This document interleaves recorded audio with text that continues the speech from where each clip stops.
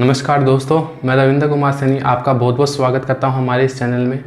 अब तक हमने काफ़ी कुछ चीज़ें सीख ली है कॉम्प्लेक्स नंबर में। बाय वन हम एक एक टॉपिक को क्लियर करते हुए चल रहे हैं विद डेरिवेशन और विद सिंपल फॉर्म्स में।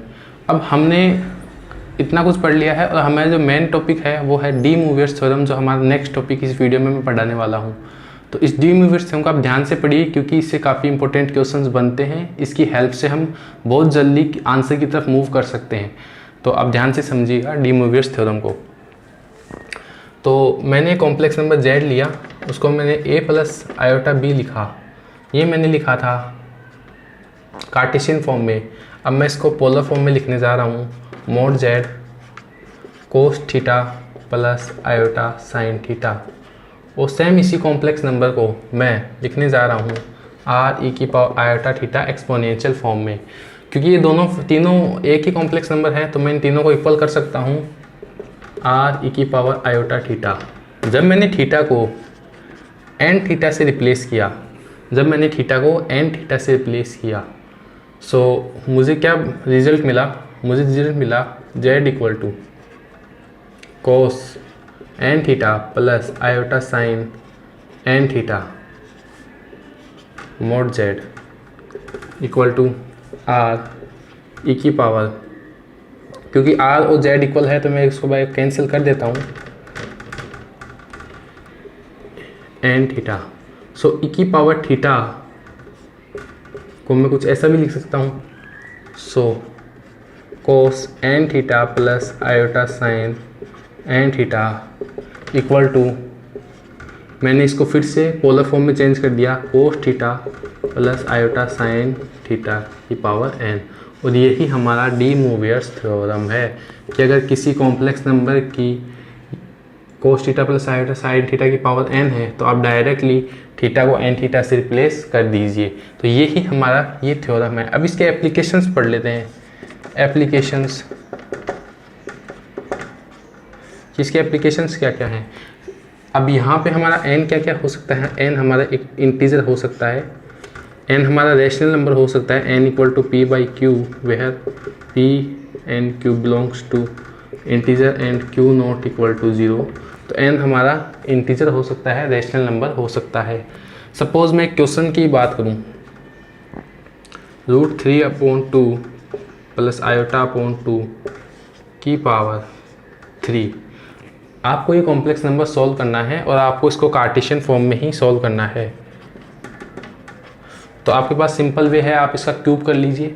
लेकिन इसका जो सेकंड फॉर्म है वो ये है, इसको मैं कोस 30 degree plus iota sign 30 degree की पावर 3 लिख सकता हूँ। और जब मैंने इसको लिखा तो ये डी मूवियर्स थ्योरम मैंने अप्लाई करके इसको कोस 90 degree plus iota sign 90 degree, क्योंकि कोस 90 0 होता है तो इसका आंसर डायरेक्ट आयोटा आ गया। तो ये सिंपली हमने सॉल्व कर लिया, किसकी हेल्प से? डी मूवियर्स थ्योरम की हेल्प से। अगर आप इसको सॉल्व करते तो आपको काफ़ी टाइम लग सकता था। सपोज यहाँ पे पावर 3 है, अगर पावर इससे बड़ी होती तो आपको बहुत ज़्यादा टाइम लग सकता है। इसलिए आप डी मूवियर्स थ्योरम का यूज़ करके इसको काफ़ी ईजिली सॉल्व कर सकते हैं। अब इसका मेन एप्लीकेशन हम पढ़ेंगे।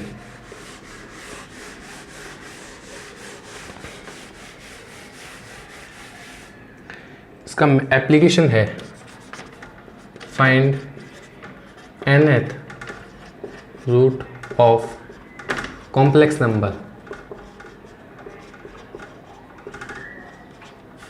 कि किसी भी कॉम्प्लेक्स नंबर का nth रूट फाइंड कैसे करें।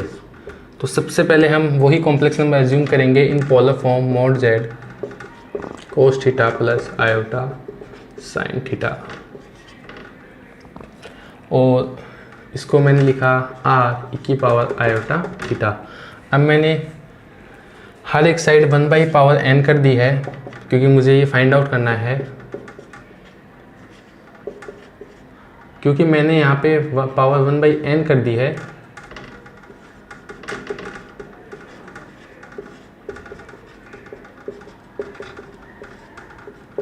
Theta by n। और अभी हमने डी मूवियर्स थ्योरम से पढ़ा था कि पावर हो तो डायरेक्ट थीटा से मल्टीप्लाई कर दीजिए। तो मैंने जब इसको मल्टीप्लाई किया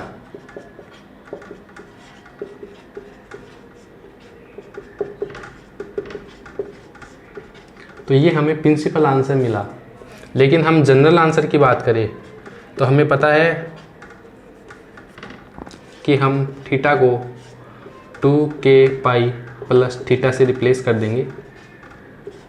ये हमने आर्गुमेंट में अच्छे से पढ़ रखा है कि थीटा वेरी होता है, क्योंकि किसी भी आर्गन प्लेन में अगर ये 30 डिग्री है तो इसका मतलब ये नहीं कि ये एंगल केवल 30 डिग्री बना रहा है, ये 360 प्लस 30 बना रहा है, यानी 390 डिग्री बना रहा है, 720 प्लस 30 डिग्री बना रहा है।